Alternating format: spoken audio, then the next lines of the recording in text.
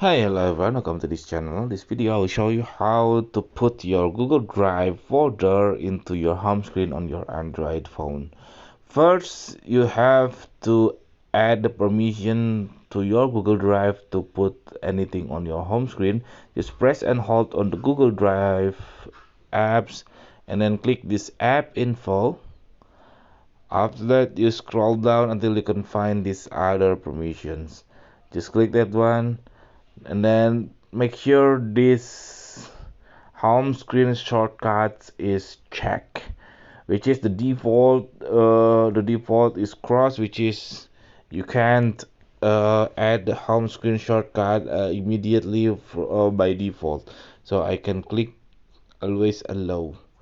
Okay, and then go back and open your Google Drive and then find your folders you want to make it on your shortcut, for example this classroom folder, and then add to home screen.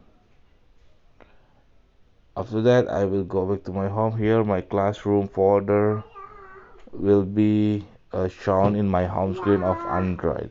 Okay, that's it, this tutorial. I hope it's helpful for you. If you did, please subscribe our channel, and then if you have any question, please put on the comment below. Thank you, bye bye.